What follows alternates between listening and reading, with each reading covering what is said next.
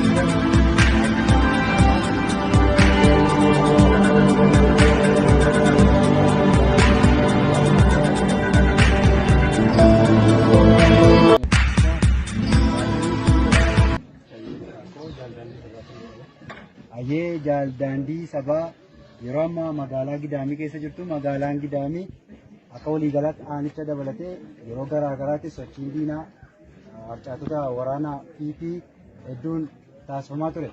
Akkamiin naannoo kana dhuunfattan buufannaa keessan kanaan immoo haala hawaasa keessa jiru maal fakkaata? Inni kun waa'ee kana dhuunfatu gaafan ibsu wanta salphaadhaan kan dhuunfanne hojiin bal'aan kan hojjetame uummata Oromoo parsantii 99.9 ol kan ta'u wal quba qabnaa, waliin hojjannaa, odeessa qabnaa gara ji'a 3 turreedha jechuudha. Gara Qambarrii kan jedhamu gara Qeellamiin gara Burii kana keessa turree haala diinaa ilaalle lola sa'aatii 3 ittiin fudhannee jechuudha Gidaamii dhuunfatuudha.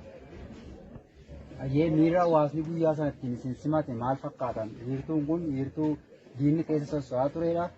Uummata Oromoo waraana bilisummaa Oromoo addaan kutuuf olola garaa garaa ture.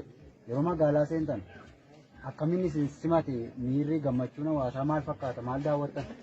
Inni kun waan baay'ee nama dhibudha. Waan baay'ee nama dhibudha. Uummanni Oromoodha.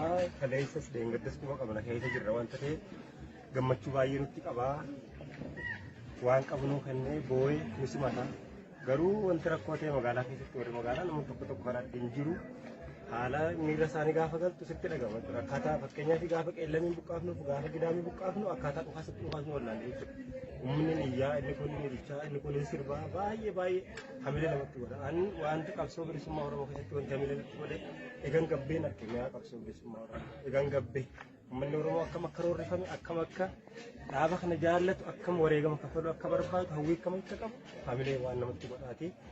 Lola sa'aatii 3 geenyeen aanaa Gidaamii dhuunfanne kun lafti garan gallee wanti nama gaddisiisu kaleessa shoorar keessaa akkas nama godhuu, nama ajjeesuu, nama qaduu hin ajjeefne kun as nu bira jiru. Warri dheengadda kaleessa isaan nu dhufaasaa turan uummata Oromoo ajjeesaa turanii nuti dhiifama godhuudhaan kun nu keessatti argamu wanta ta'eef. Egaa onkoloolessaa 31 bara 2021 waraanni bilisummaa Oromoo aanaa Gidaamii seenee as aanaa kana keessatti rakkooleen garaa garaa kan hin jirree fi uummanni nagaan bahee kan galu.